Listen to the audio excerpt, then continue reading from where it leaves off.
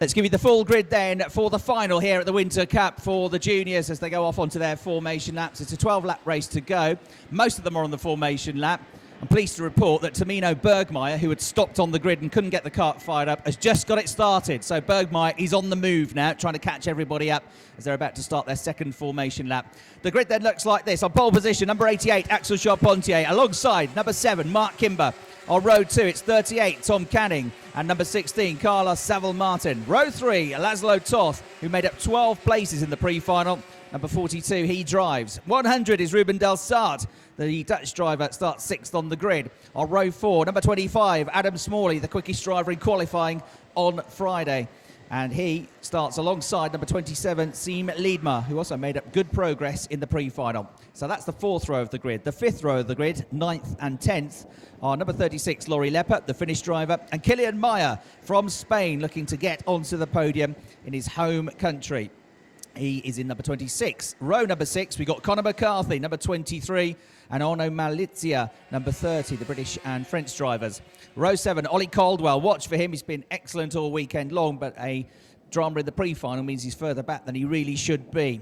So number 64, watch for him to come through from the 7th row. Adrian Schimpf, number 40, another Spanish driver alongside him. On row 8, 44 is Antoine Percival.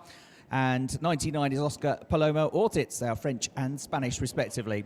Row 9, we've got Oja Jakob Matthias Jakob Oja, rather, number 20, and Andreas Muir-Marco, number 32. Row 10, it's 34 Dan Wilhelms and 37 Pepin Krejefeld. Row 11, Titus Shanghai Schmiedli and Tamino Bergmeyer, if you can catch them up. Row 12, Luca Munaretto and Alejandro Schimpf. Row 13, Phil Durr and Artsemi Kamenok. Row 14, Sebastian Essner and Ali Largim. Row 15, Matthias Lund and Jasin Ferati.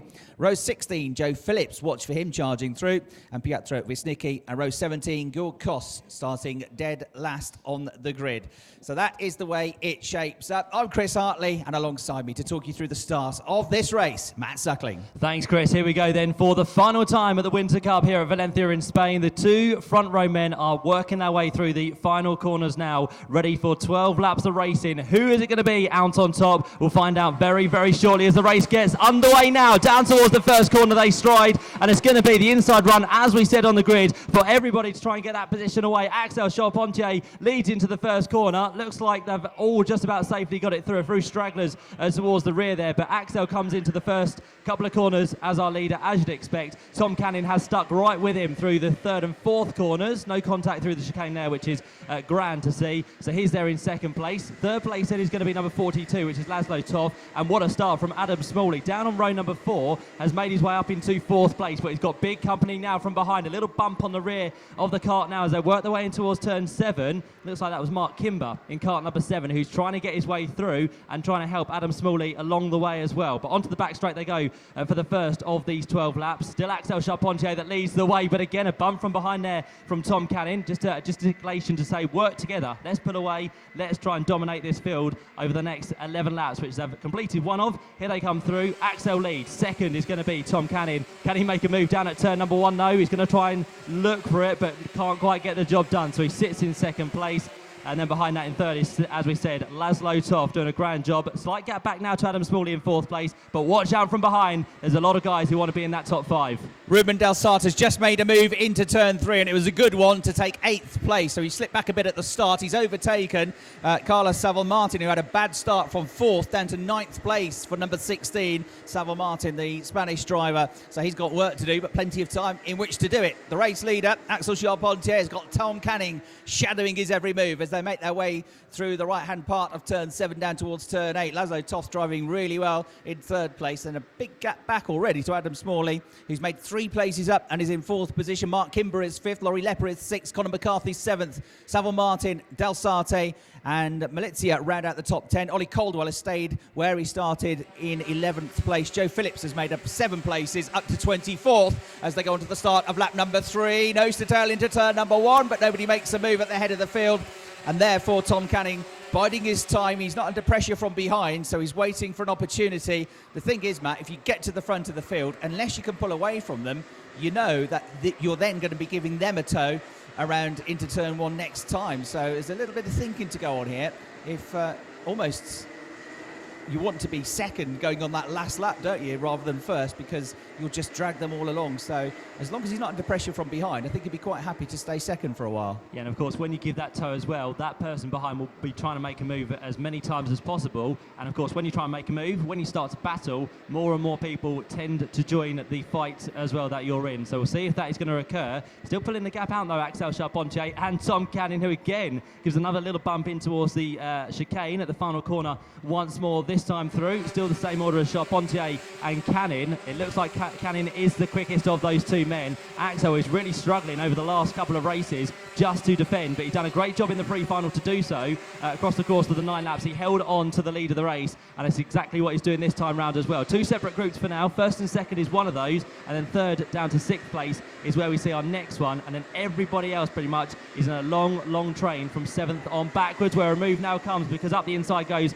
Conor McCarthy. I think he was passed, in fact, by Del Sarte there. So Conor McCarthy passed by Del Sarte, who gets through now into 7th position. And as we said, everybody else is in there. Ruben Del Sarte is one of those as well, in the kind of camouflage-coloured cart, who works his way through the right-hander at the corner. And Mark Kimber's just gone third, coming through turn 7. So Mark Kimber up to 3rd place now. Adam Smalley, not long after, followed him through to get ahead of Laszlo Toth, and the top 2 couldn't be closer as they come into the chicane and brake and turn right and left and right and get straight back on the accelerator as they go across the start-finish line, casually adjusting his carburettor and looking over his shoulder.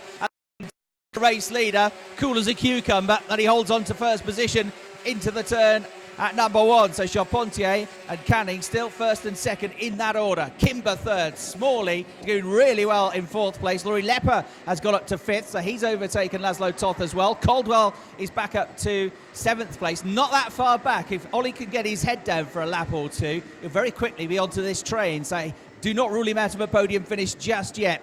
Savile Martin back up to 8th place, Ruben Del Sarte 9th, Antoine Percival rounding out the top 10. So Conor McCarthy, I'm afraid, has slipped back a few positions in recent laps, just outside the top 10. The race leaders make their way down towards turn 9. Tom Canning controlling things. I think the one to watch, though, in the next couple of laps is going to be Ollie Caldwell. He's got to try and make a second up. If he can do it, he'll be on that lead group.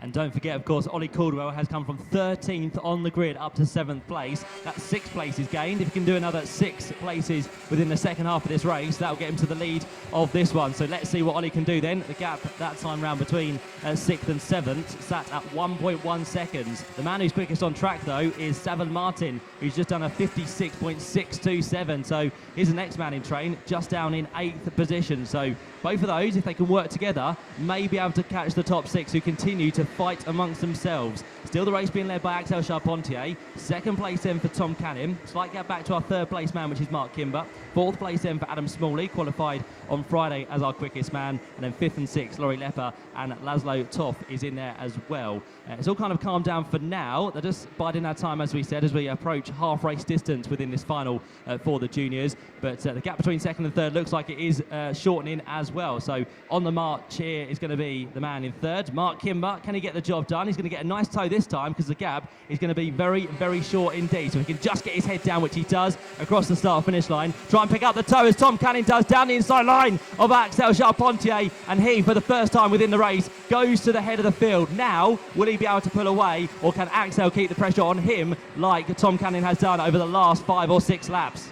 And so we have a new race leader, and that lead group is being caught by Ollie Caldwell, 64, and Carlos Savile Martin, number 16. The pair of them are working together, and they've caught up by about 3/10 now, so they're only 0.8, 0.7 of a second behind, something like that. And on this lap, they're catching again, so we are shortly going to have, I reckon, 8 carts in that lead group. Looking fantastic. But at the head of the field, it's Tom Canning that leads the way. On Twitter, Joe Turney says good luck to his KR teammates, Ollie Caldwell and Tom Canning. And Ollie Caldwell is definitely still in this mix, and plenty of time to catch them, but he's got to get through them, of course. Laurie Lepper is looking pretty menacing as well, isn't he, in that lead group, in 5th place with the bright green helmet. But here comes Axel Charpentier right onto the rear bumper of the race leader. Can't get through, but there is action behind, and it's for 4th place, and it's Laurie Lepper on Adam Smalley. That was into turn 1. So the finish driver is now 4th in cart number 36.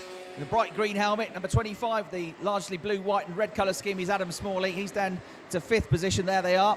That's 4th and 5th, which has just changed around at the beginning of the lap.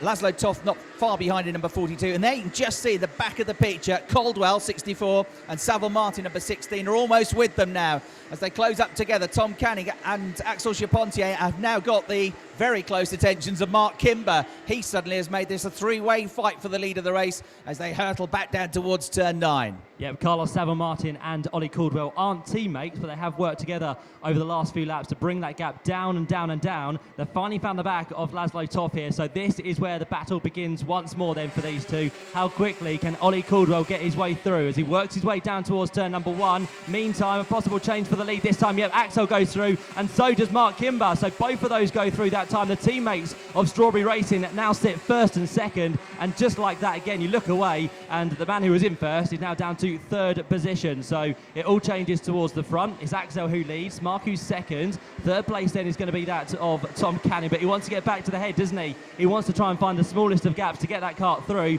but it's going to be a tough old progress to do so as they work their way down towards turn number 7, trying to keep my eyes on the back of what's happening of that group as well. No change between Ollie Caldwell, although through now comes the two behind, because Tom Canning has been surpassed by the likes of Adam Smalley and Laurie Lepper, who get through as well. They go to 3rd and 4th places. Laurie Lepper now straight away launches onto the back of Mark Kimber. They go through the fast right-hander, but there's nothing to choose. Axel Charpentier is doing the defensive drive once again. He's slowing everybody down behind him. He's keeping this train as tightly compact as possible, and Axel Charpentier still leads somehow ahead of Mark Kimber and Laurie Lepper.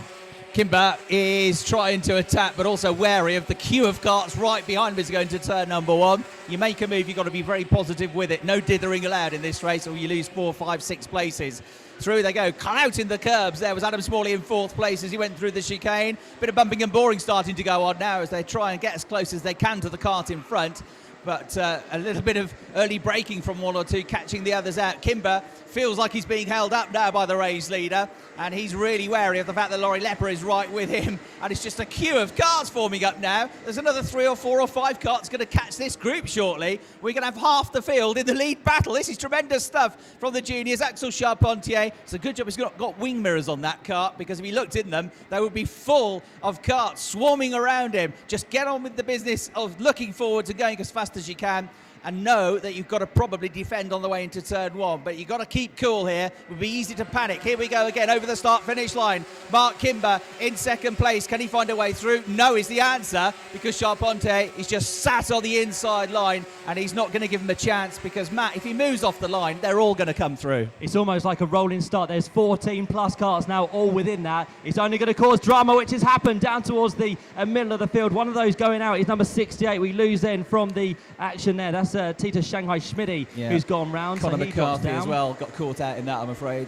What a shame for all of those. They're not happy, but it's all, of course, because of a backup effect from Axel Charpentier. I was just wondering if Axel was just trying to keep the tyres as clean as possible and then tried for a charge on the last couple of laps. That might have been what's happened, because now Axel has kind of brought the gap out between himself and the 2nd place man, Mark Kimber. So it could have been a good move, but very, very risky one indeed to do that, especially when everyone is so tightly bunched as they come down to the final corner, side by side for the teammates. Mark Kimber's going to be caught out here if he's not lucky. He gets through just about there. He's got onto his tail now, number 36, which is going to be the car of Laurie Lepper, and Axel Charpentier is pretty much streaming away at the head of the field now. On to the final lap they go. Oh, that's a shame. We'd like another 16 laps of this. It's brilliant racing. Charpentier will be happy to see the checkered flag, though. Kimber has stayed 2nd. Laurie Lepper is 3rd. Adam Smalley still in 4th place. Tom Canning in 5th position. Laszlo Toth rounds out the top 6. Everybody else is with them almost as they snake their way through into turn 5 for the final time in this 12-lap race.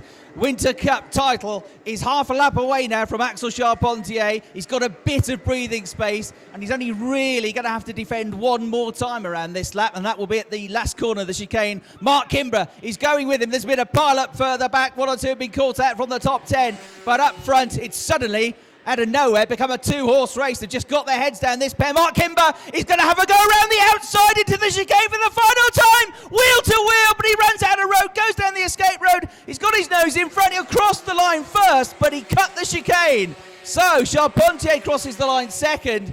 Kimber will argue he had nowhere to go, but he tried the move around the outside. It was a brave, brave move, but he couldn't get through the corner, so he went round the escape road. He crossed the line first, and we'll see what happens with the results. But on the line, Kimber crosses the line first. His Strawberry teammate Axel Charpentier second, Adam Smalley with an excellent drive to third, Tom Canning fourth, Laszlo Toff fifth, Carlos Salvo-Martin was sixth, Percival seventh, Dan Villelms had a good drive through, 11 places gained to get eighth, Muru in ninth, Joe Phillips had a cracking drive from 31st on the grid. He gained 21 places and he got himself in the top 10. But what a race that was.